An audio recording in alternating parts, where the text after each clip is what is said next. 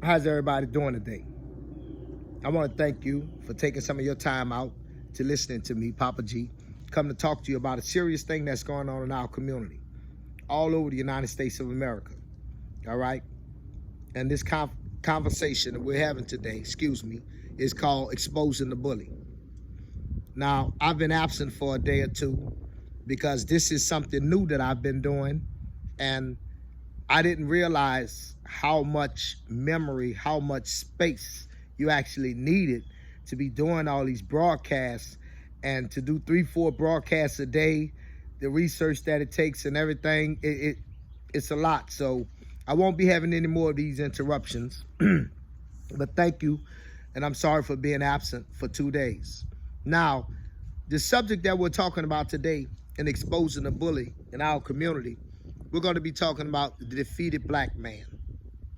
All right. Now, this defeated black man that we're talking about, he's accepted defeat. You need to understand, in my previous broadcast, I spoke out to the fellas who have run the gauntlet, who have been through child support and is finished with it, and they have their paperwork saying they're free and clear. And I still encourage those fellas, if you are not hurt, all right, but if you are just angry and you are willing to join this fight, we need you to speak out, speak up, share your stories, because this victimization that's been going on to the black fathers has gone on long enough. This is the root of all of our problems, for the destruction of our communities, to the failure of our children in the school system, to how we're overcrowding the correctional facility, all right? The destruction of the family order, okay? So if you can find it within yourself to heal and come forward and leave a comment, share, please follow me, join in, because this is something I'm trying to get organized. I'm trying to get shit started. I'm trying to get a fight going. I appreciate the brothers that talk to me and are very passionate. And yes, I'm a disabled vet. No, I cannot work. So yes, I am sitting in a different situation, but we all still face the same beast. You understand? And although they can't victimize me to the extent that they victimize other brothers, it can still happen. You understand? And I have sons in this world that I want to hand a better world to. So back to what we're talking about here. We're talking about these defeated men. The reason we're talking about them is because if they don't decide that they are part of the solution by sharing their experience, allying, and trying to help overturn this system, and they have sons in this world, basically they saying fuck their own seed, face what I faced. But then you turn around, they're going to be an obstacle to us, all right? Because they're that group that I was talking about who going to say, hey, that nigga, hey, come here. Hey, that nigga trying to get something going on. That nigga trying to get something started. You understand? And all that other negative stuff that they like to say, all right? This is not who we want to be bothered with, okay? We have to recognize that these people are against us. They want to see somebody else go through the misery that they went through because they mad, okay? They are also the bully we need to expose. All of the people that are benefiting off of our broken family structure, okay, and are either getting free labor off of our youth or getting free labor off the finished product when they become full adults and they can lock them away in the correctional facility. You understand? Or the ones who benefit off them because they can only work meaningless, low-wage jobs, while foreigners come here and know how to do the type of things that men are supposed to do, but our boys don't know how to do them because their fathers have been absent in their life. Okay? You have to understand everything that's going on, How are these people able to come here and all these roofing jobs open that need to be done, all this damage from all these different natural disasters happening, and our people aren't just totally prospering? Instead, our people are in the same condition they in, fighting for street corners, the ones that's still doing that and hanging out in front of the corner stores, drinking liquor, or all of the other negative things that our people like to do to waste the time away, while you're talking about these people who can't even speak English that's going around doing all the repair work that need to be done. Why do you think that's happening? Huh? That's happening because the fathers are absent in the home to be able to teach this kind of thing to the young man. You know that black man who owned a roofing company, he got sons. You know, the guy doing the mechanic work, he got sons. You understand? He probably got sons by like 2, 3 different women. You know, but ain't none of them with him. All right? So we have to recognize the destruction and the damage that's happening in our communities, and what's happening all the way out, just the full length of it, by having the family unit broken, by not having that male figure to be in there handling business, teaching the right attitude, teaching the right mentality to our young men so that we can stand up and be a people. We have been subjugated from slavery to now, and we can't even come together and be formulated as a people with pride. When people speak about us, they think about dancing, music, and sports, basically entertainment. Okay, we got to do better. Now, you know, we got to stay with exposing the bully. Okay, right now I'm really looking at us, because we are going to be, like as in most things, our greatest foe. Okay, and these men with these wounded women mentalities, that's another degree that we have to recognize and be able to deal with. These men that then sat around and been with these women who then had kids by these type. Let me tell you something. You got these type of men who alcoholics and winos and, you know, whatever their issue is, but they got women that sleep with them. And these men treat these women any old kind of way. And then you got men that's just like, they just low down, they no good. So, you know, they got 2, 3 different baby mamas, and I mean, you know, they giving them all the dog's life. All right. So these men, these boys grow up listening to these women crying all the time about what's happening with this man and what happened, you know, with this other fella and all of the things that's going on. So now they look at it from a woman's perspective of everything that a man do is wrong. So no matter what you say, he gonna look at it like the man did something wrong, or the woman is the innocent victim in the situation.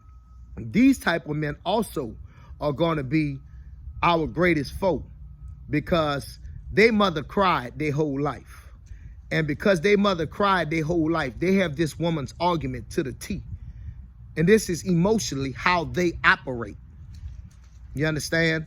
So you're looking at a person who has bass in his voice. You're looking at a person who has all the masculine features and everything that you have as a male, but inside, emotionally, he operates on feelings. And a man that operates on feelings is dangerous.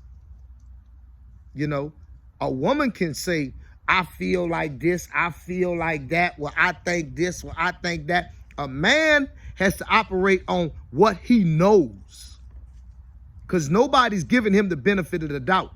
But if you haven't been raised by a man to know this, you'll be running around here talking about something. Well, I feel this. Well, I feel this. Well, I think this. Well, I think that. And you don't have no experience, no fact. Come here. No experience, no fact. Okay? That's not real. That's not how life goes. Okay? And you don't want to be that guy. You don't want to be that guy. All right? But there are going to be a lot of them that are going to be the reason why we have to perk up, okay? Because there's going to be young men who hear what I'm saying and realize what I'm saying is true, but your daddy might be the gal boy. You understand? And if your daddy is the gal boy, you're going to have to be strong enough to recognize all he had was a mama. You know what I'm saying? All I had was a mama, but I know my daddy. But, you know, my daddy wasn't right. He on some old bullshit. Because in the black community, in the black culture, you got a lot of black men who willing to try to go so-called hard in the paint on another black man when they see you trying to do something to tear him down. Okay?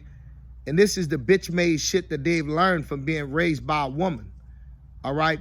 And so they don't have the ability to have unity because they never received love from a man. So they can never display love and understand that it's just camaraderie.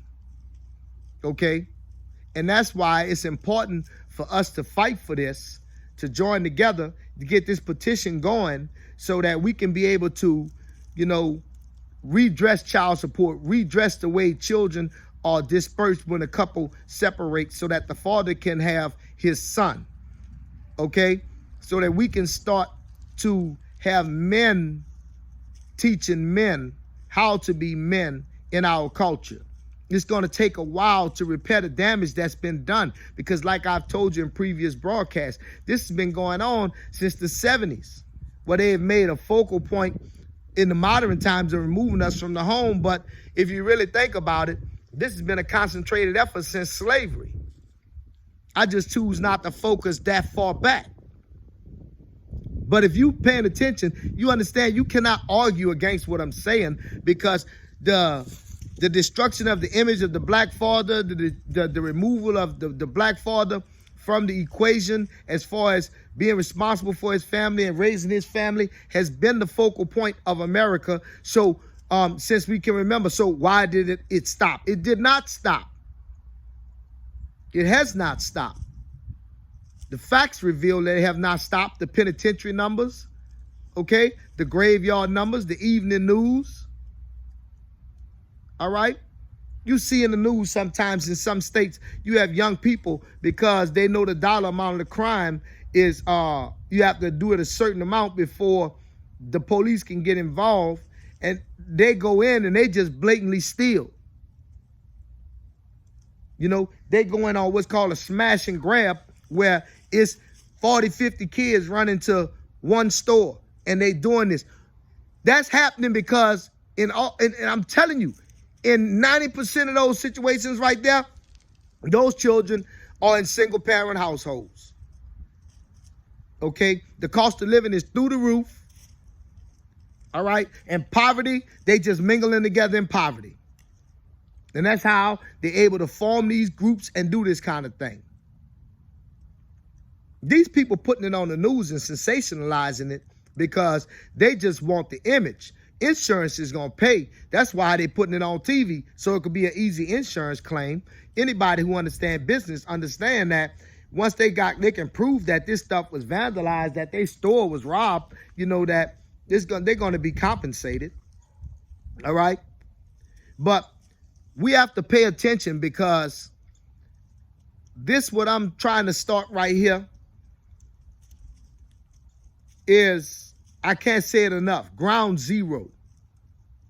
Okay? This is where they break and set in motion what direction the majority of us are going to go. Is in determining where the child goes. All right? And giving them that power back. Okay, we've given them the same privilege that we gave them when they brought us here off slave ships, and they was able to sell off the kid right there in front, the father, and he was powerless to do anything. It's the exact same thing what happened when you go into this court and this person shows that you powerless to do anything. Please like, share, subscribe. Tell people about this conversation. Let's get a community conversation going. We have to expose the bully. We have to be able to go to the root of the problem and say, this is where it all begins, right here. And this is where we want to concentrate our effort to get it fixed. I'm not going to stop. I'm not going to stop. Because this is the beginning of all of our problems. Okay? And if we're ever going to get our young men to settle down and start to focus on what's real and start to learn about investments and setting their children up with retirement and starting to create generational wealth, we're going to have to give young men custody of their sons when they're having these young boys in teenage years. Okay?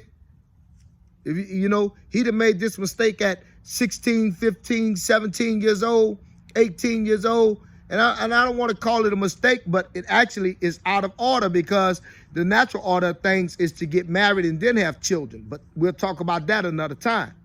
Right now, what we're dealing with is the fact that the mistake is happening, is going to happen, and has happened. Okay?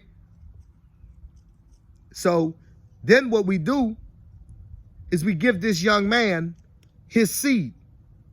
All right? Now, he's the primary custodial parent. Okay?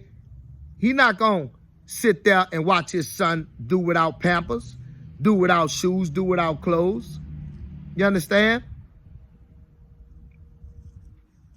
And for all those that say, well, all he's going to do is get out there and break the law and do this and do that. You know what? If you look at the correctional facility, there's a correctional facility for men and there's a correctional facility for women. And all of those inmates have children. So that nullifies that. You understand? Because there are going to be too many fathers who are going to go and get a job at Walmart, at the chicken place. You understand me? Cutting grass, doing whatever it is that it takes so that they can start to put the steak on the plate for their little one, so that because they know the camera is on and they watching. But they don't want our men, our young men, to grow up into full men. They just want them to be grown males, not grown men. You see, I was having this conversation with a partner of mine. And I told her, I say, you know, I got twin boys. And one of them is a grown male and the other one is becoming a grown man. And I'm having a good time helping him walk into being a grown man. Let me explain the difference. When you are a grown male, you can walk in the kitchen, your mama in the kitchen. You say, hey, mama, can you fix me a plate? She fix you a plate. You eat. Everybody ate. Okay? When you a grown man, you walk in the kitchen, you check with your lady. You say, hey, lady, you ate? The baby ate? Or the children ate? Because you have something more important than you. As a grown man, you have something that's more important than you that you have to check on first. Then you can take care of you. But for a boy who never seen a man do what he's supposed to do, he don't know this. He don't, and how is he supposed to know? He never seen it. And believe you me, child support knows all of these deficiencies that they create by removing and breaking the family order. The state has no business dealing with marriage and divorce.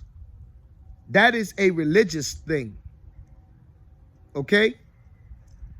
You cannot go against the Creator's wishes and say, when the Creator says that The father is the head of the household. You cannot create a system where the mother is the head of the household and then try to justify it through all your welfare and everything else. All of those are burdens that the system creates by eliminating the father.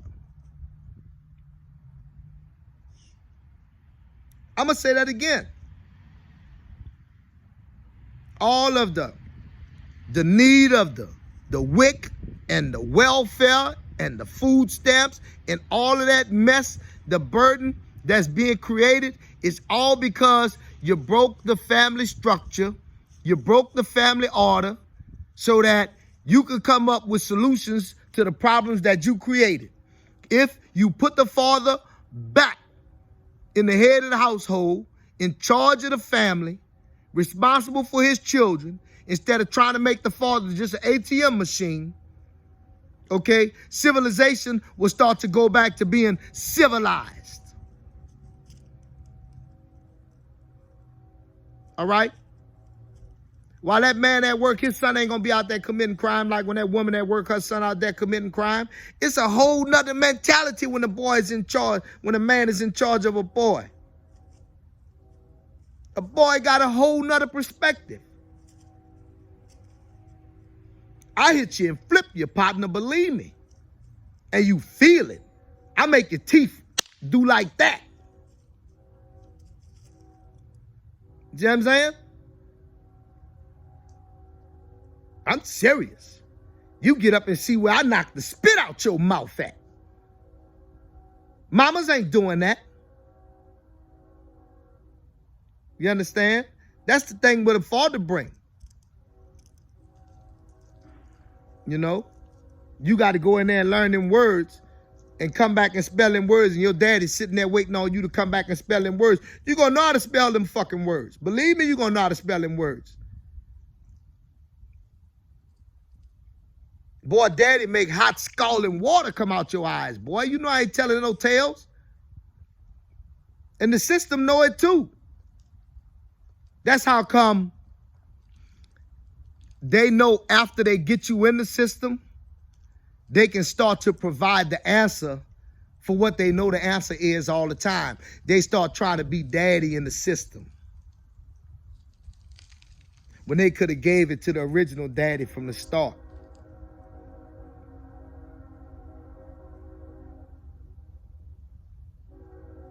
This has been Papa G hollering at y'all, exposing the bully.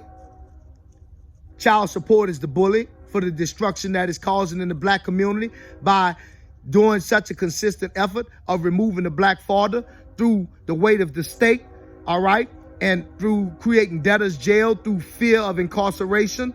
They have done every dirty tactic you could think of to remove the father from the home. Please like, share, subscribe. Tell somebody about this. I'll be coming up with another conversation. I have a lot of them because, like I said, I had to get my system together. So please, this has been Papa G hollering at you, saying peace.